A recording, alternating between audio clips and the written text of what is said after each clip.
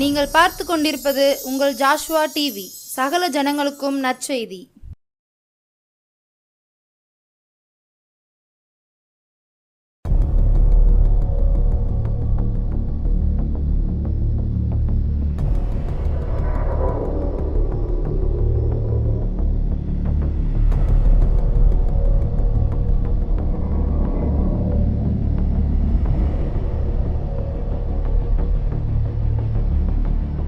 ஜாஸ்வா TV அனைவருக்கும் இயேசு கிறிஸ்துவின் அன்பின் வாழ்த்துதலை தெரிவித்துக் கொள்கிறோம். இந்த சேனல் மூலியம் உங்களை சந்திக்க மிக்க மகிழ்ச்சியுடன் கர்த்தருடைய நாமத்துக்கு மகிமை உண்டாவதாக. எழுப்புதல் நேரத்துக்காக ஜெபம் பண்ணலாமா? ஆண்டவரே, நன்றியோடு துதிக்கிற சோதரிக்கிற ஆண்டவரே, அப்பா, நீர் வேண்டுவதுக்கும் நினைப்பதுக்கும் நான் அதிகமாக செய்வேன்னு சொன்னீங்களப்பா. அந்த வார்த்தையின்படி ஜெபிக்கிற ஆண்டவரே, பரிசுத்த ஆவியானவரே, நீங்கள் இடைப்படுங்க ஆண்டவரே. மனுஷனோ முகத்தை பார்க்குறேன், நானோ இருதயத்தை ஆராய்ந்து அறிகிற தேவனாக இருக்கிறேன்னு சொன்னீங்களப்பா. ஒவ்வொரு வார்த்தையும் இந்த பிள்ளைகளோடு இடைப்படுங்க ஆண்டவரே. ஆவியானவரே, இன்னும் பலமான காரியங்களை செய்யுங்க ஆண்டவரே. மனுஷ ஆண்டவரே, அந்த வார்த்தை ஆண்டவரே, அப்பா பேதூர் பிரசங்கம் பண்ணும்போது அநேகருடைய இருதயங்கள் உடைக்கப்பட்டு அப்பா மனம் திரும்பினது போல ஆண்டவர் 5000 பேர் 3000 பேர் மனம் திரும்பினது போல் அப்பா இங்கே ஆண்டவருக்காக எதையா செய்யும். பேதூரை பார்த்து கேட்டாங்க ஆண்டவரே, நாங்கள் என்ன செய்ய சுத்தமாக இருக்கிறீர் அப்படின்னு கேட்டது போல ஆண்டவர். இந்த வார்த்தைகளை கேட்க ஒவ்வொரு பிள்ளைகளுடைய இருதயத்தில் நீங்கள் பேசுங்க ஆண்டவர். இம்மட்டும் காத்து எவனேசரே மை துடிக்கிறம்பா, இனி காற்று வழி நடத்துங்கப்பா. இயேசு கிறிஸ்துவின் ஜெபிக்கிறோம் நல்ல பிதாவே, ஆமென். ஏசாயா 28வது அதிகாரம் 11வது வசனம். ஏசாயா 28வது அதிகாரம் 11வது வசனம்.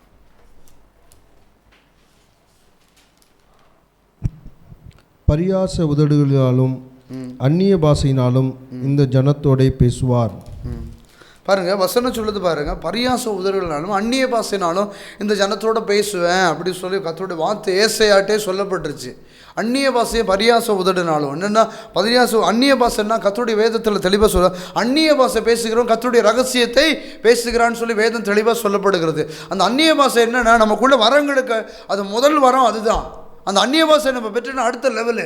அந்நிய பாஷை பேசிட்டோம் அப்படின்னா அடுத்து வியாக்கியானம் வரும், அடுத்து என்ன செய்யணும், பறிஞ்சு பேசுகிற வரும், அடுத்து வெளிப்பாட்டின் வரும், அடுத்து என்ன செய்யும், ஆவிகளை பகுத்தறிகிற வரும். அப்படியே ஒவ்வொரு ஸ்டெப்பாக நம்ம உள்ளே போகிறதுக்கு அந்த அந்நிய பாஷை தான் முதல் வரும். பரியாச உதடுகளோடு அந்நிய பாஷைகளோடு இந்த ஜனத்தோடு நான் என்ன செய்வேன், பேசுவேன்னு சொல்கிறேன். இன்றைக்கி நம்ம அந்நிய பாஷையோடு என்ன செய்கிறோம், அவரோடு நம்ம இடைப்பட்டுக்கிட்டே இருக்கிறோம். இந்த அந்நிய பாஷையை பேசுகிறோம், கர்த்தருடைய ரகசியத்தை பேசுகிறான்னு சொல்லி வேதம் சொல்லப்படுகிறது. வாசிக்கலாமா? மார்க் 16வது அதிகாரம் 17-18.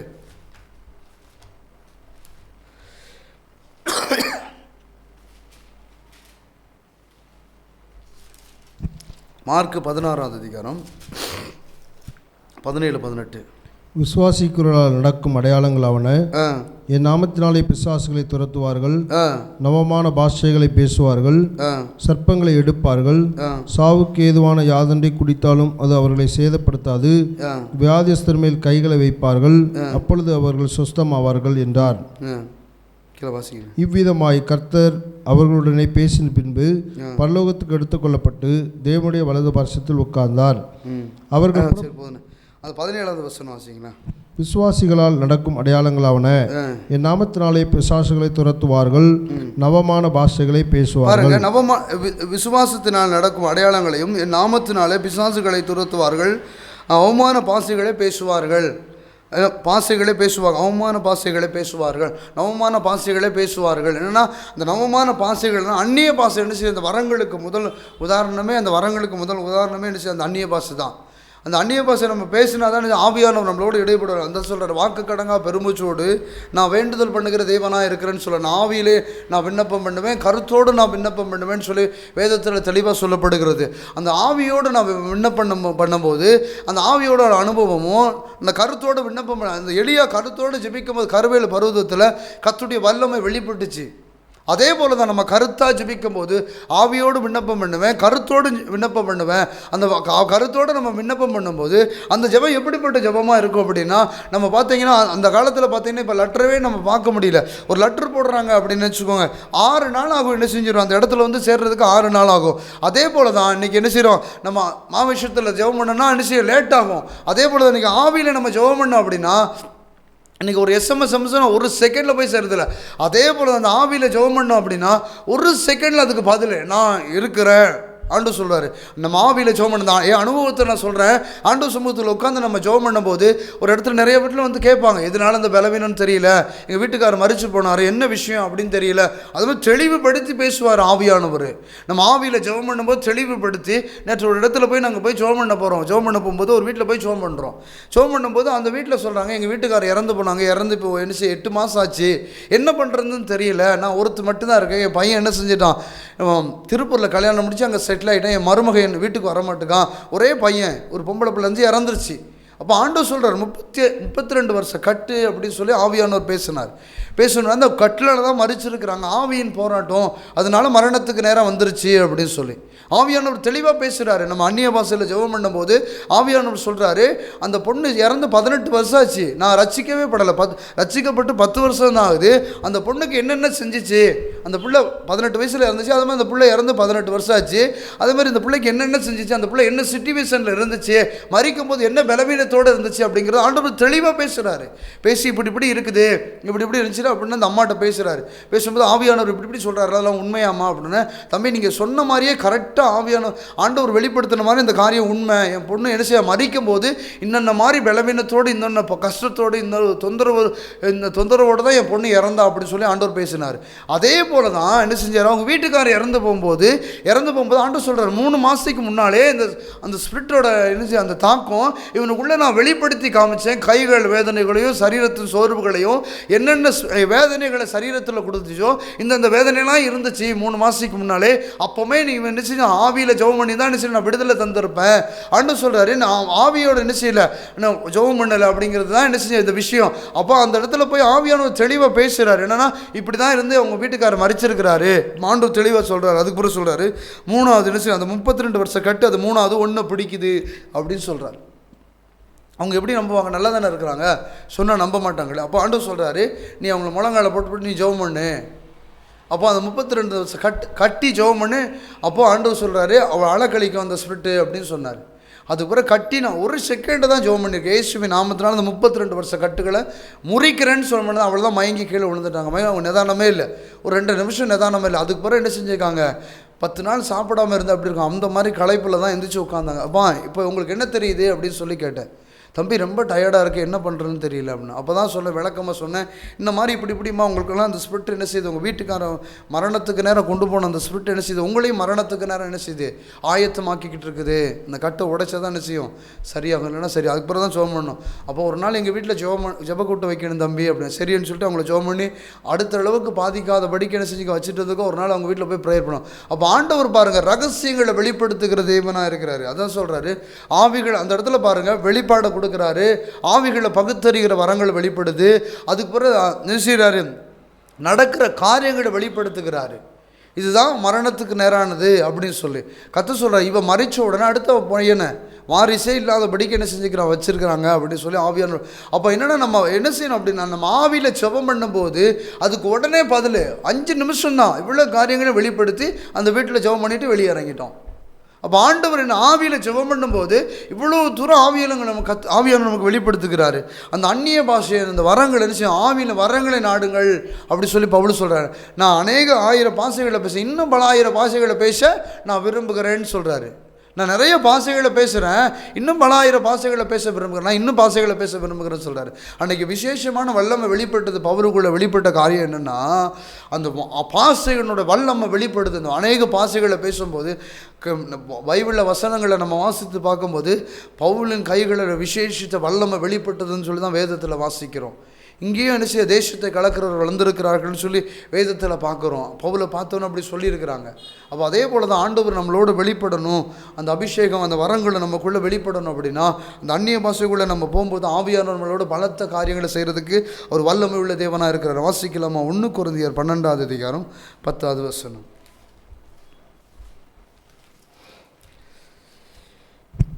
வேறொருவனுக்கு அற்புதங்களை செய்யும் சக்தியும், வேறொருவனுக்கு தீர்க்க தரிசனம் உரைத்தலும், வேறொருவனுக்கு ஆவிகளை பகுத்தறியுதலும், வேறொருவனுக்கு பற்பல பாஷைகளை பேசுதலும், வேறொருவனுக்கு பாஷைகளை வியாக்கியானம் பண்ணுதலும் அளிக்கப்படுகிறது. பாருங்க, இந்த 10 வேறொருவனுக்கு அற்புதங்களையும் செய்யும் சக்தியும், வேறொருவனுக்கு தீர்க்க தரிசனமும் உரைக்கிறதுக்கும், வேறொருவனுக்கு ஆவிகளை பகுத்தறிவதற்கும், வேறொருவனுக்கு பற்பல பாஷைகளை பேசுவதற்கும், வேறொருவனுக்கு பாஷைகளை வியாக்கியானம் பண்ணுகிறதுக்கும் அளிக்கப்பட்டுகிறது. அப்போ பாருங்க, அந்த கொரிந்திய சபையில் பார்த்துக்கோங்க, தெளிவாக சொல்கிறாரு இப்படிப்பட்ட ஊழியங்களில் வரங்களில், அதான் சொல்கிறார் பாருங்க, அந்த 4வது வசனம் சொல்கிறார் பாருங்க பவுல், வரங்களில் வித்தியாசம் உண்டு, ஆவியானவர் ஒருவரே, ஊழியங்களில் வித்தியாசம் உண்டு, கர்த்தர் ஒருவரே, கிரியைகளில் வித்தியாசம் உண்டு, எல்லாவற்றிற்கும் நடப்பிக்கிறது தேவன் ஒருவரே. பாருங்க, ஆண்டவர் என்ன செய்யறார், அவன் கிரியத்துக்குன்னு பலன் அளிக்கிறாரு. அப்போ பாருங்க, நம்ம அந்த வரங்களை பெறணும்னு விரும்பணும். பவுல் சொல்றாரு, கொரிந்திய சபையில் சொல்றாரு, அவங்க வரங்களை கொடுக்கறதுக்கு நான் வல்லமை உள்ள தேவனாக இருக்கிறேன்னு சொல்றாரு ஆண்டவர். அதான் வசனம் சொல்லுது, நான் நல்ல ஈவுகளை கொடுக்குற தகப்பனாக இருக்கிறேன்னு சொல்லுகிறாரு. அப்போ நல்ல ஈவுகளுக்கு தானே நம்ம கேட்குறோம் ஆண்டவர்கிட்ட, அந்த வரங்களை விரும்புங்க அப்படின்னு சொல்லி என்ன செய்கிறாரு பவுல் சொல்கிறாரு. நான் ஆரம்ப காலத்தில் ஆண்டவர் ஊழியத்துக்கு அழைச்சிருக்கும் போது இந்த அபிஷேகம் பெற்றிருந்தேன். நான் செய்வன கட்டில் தான் என்ன செஞ்சுக்கிறேன், அந்த அந்த ஊழியத்தை அழைப்பை பெற்றுக்கொண்டேன். என்ன ஆண்டவர் என்னை ஊழியத்துக்கு அழைச்சது 5 வருஷம் போராட்டம். 5 வருஷம் போராட்டம் ஆண்டவர் பேசினார், நான் உன்னை ஊழியத்துக்கு அழைச்சிருப்பேன், நான் ஊழியம் செய்கிறேன், கனவுல கூட நினைக்கல நான் ஊழியம் செய்வேன் அப்படின்னு சொல்லி. அப்போ ஆண்டவர் என்னோட பேசும்போது அந்த முதல் ஸ்டேஜில் நான் ஆவியானவர் அபிஷேகம் பண்ணும்போது அந்த அந்நிய பாஷை பேசும் 5 வருஷம் போராட்டத்தில் இருக்கும்போது நான் இருந்த சபையில் சொன்னாங்க, இவன் அசுத்தாவி தான் பேசுது.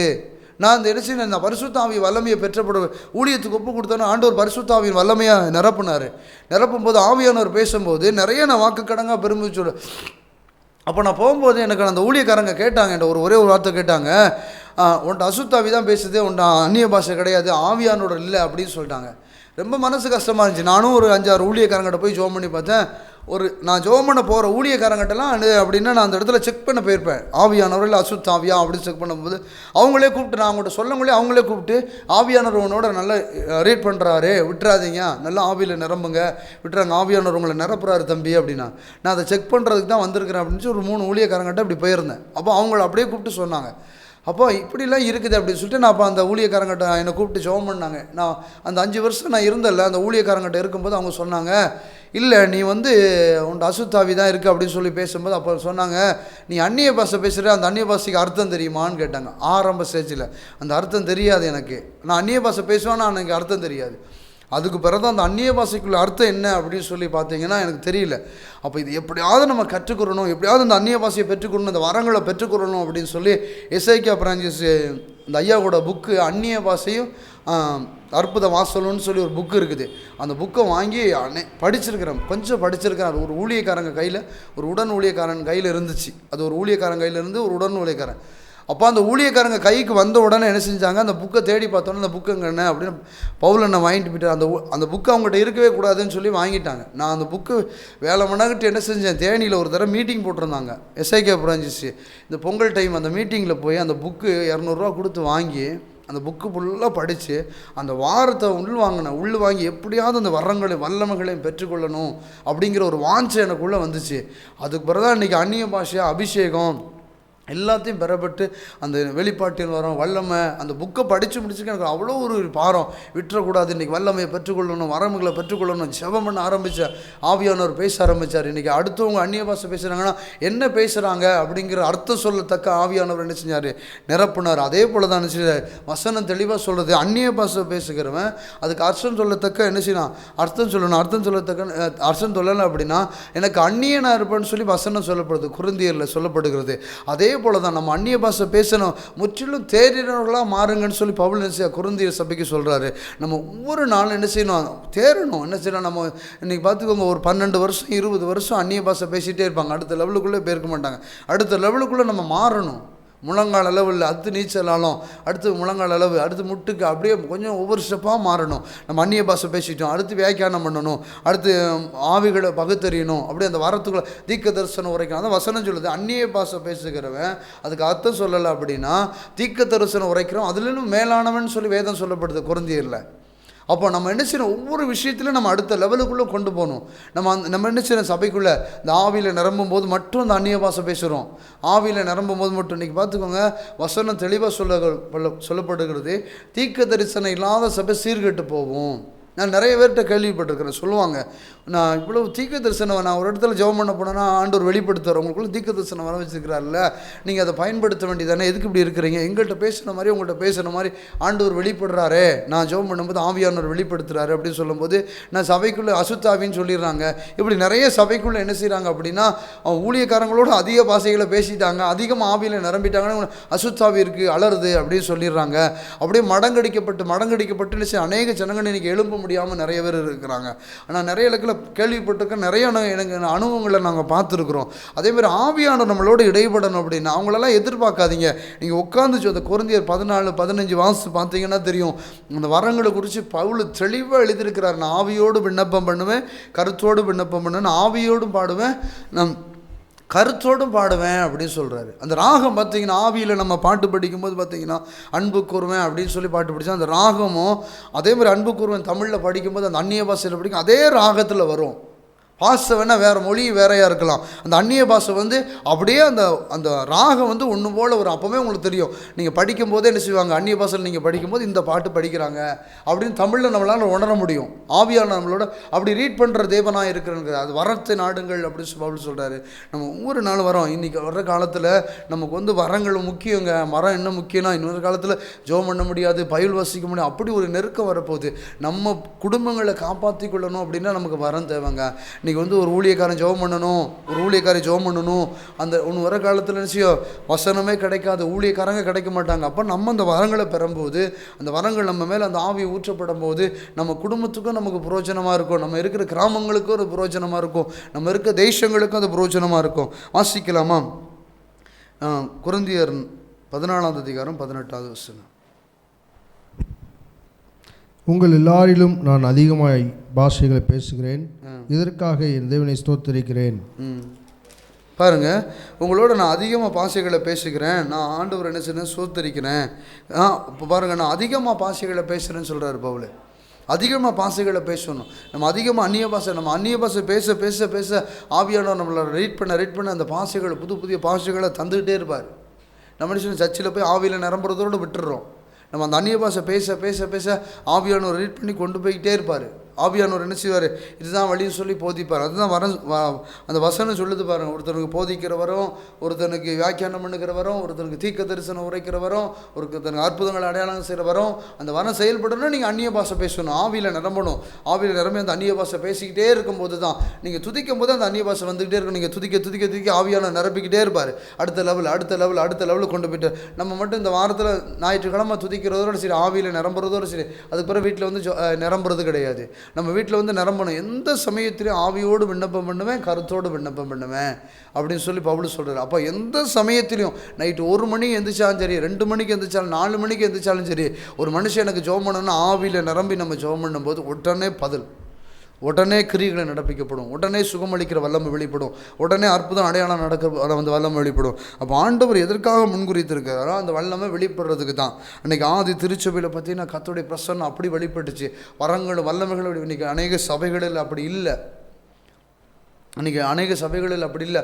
அதனால தான் ஆண்டவர் என்ன செய்யற, வரங்களை நாடுங்க, அந்த அந்நிய பாஷை வரங்களை நாடுங்க, அந்த அந்நிய பாஷை அந்த அபிஷேகத்தை என்ன செய்யுங்க, விரும்புங்க அப்படின்னு சொல்கிறாரு. வாசிக்கலாமா? அப்போஸ்தலர் 19:6. அல்லாமலும் பவுல் அவர்கள் மேல் கைகளை வைத்தபோது பரிசுத்த ஆவி அவர்கள் மேல் வந்தார். அப்பொழுது அவர்கள் அந்நிய பாஷைகளை பேசி தீர்க்க தரிசனம் சொன்னார்கள். பாருங்கள், பவுல் என்ன செய்ய அநேகர் மேலே கைகளை வைத்து ஜெபிக்கும் போது என்ன செய்ய பரிசுத்த ஆவியின் வல்லமையை பெற்றுக்கொண்டாங்க. அதே மாதிரி என்ன செய்ய அந்நிய பாஷைகளை பேசினாங்களாம். அதே மாதிரி பார்த்தீங்கன்னா இப்போ எங்கேனாலும் பார்த்தீங்கன்னா இப்போ நாங்கள் பார்க்குற பார்வையில் நாங்கள் ஆண்டவருக்குள்ளே வரும்போது அன்றைக்கி பார்த்திங்கன்னா இந்த அபிஷேக கூட்டம் நடத்துறதுக்கு, இந்த ஊழிய தரிசனம் நடத்துறதுக்கெலாம் ஆள் இல்லை.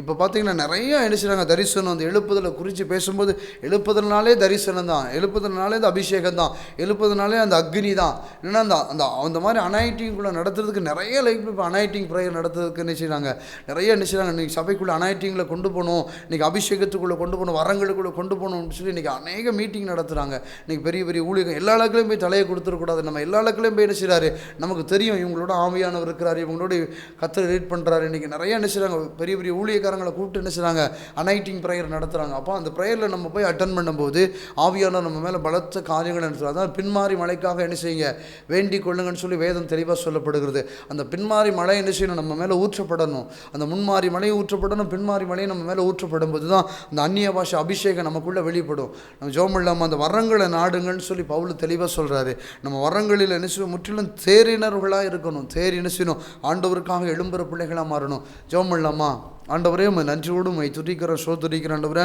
உங்கள் தெய்வீக பிரசன்னத்து வல்லமை எங்களை ஒவ்வொருவரையும் மூடுவதாக. அப்பா, இஸ்ரவேலில் கர்த்தருடைய வல்லமை வெளிப்பட்டது போல ஒவ்வொரு பிள்ளைகளும் வரங்களை நாடுகிற பிள்ளைகளாக மாற்றுங்க. அன்றைக்கி எபேசிய சபையிலும் கலத்திய சபைகளையும் அப்பா, தீமோத்தேயு அப்பா, எல்லாருக்கும் அந்த வரங்கள் இருந்தது போல் ஆண்டவரே அந்த மாதிரி வல்லமை ஆண்டவரே ஒவ்வொரு சபைக்குள்ளேயும் வெளிப்படுவதாக. அப்பா, இம்மட்டும் காத்த எபினேசரே உம்மை துதிக்கிறேன் ராஜா. இனி காத்து வழி நடத்துங்க. இயேசு கிறிஸ்துவின் ஜெபிக்கிறோம் நல்ல பிதாவே, ஆமென்.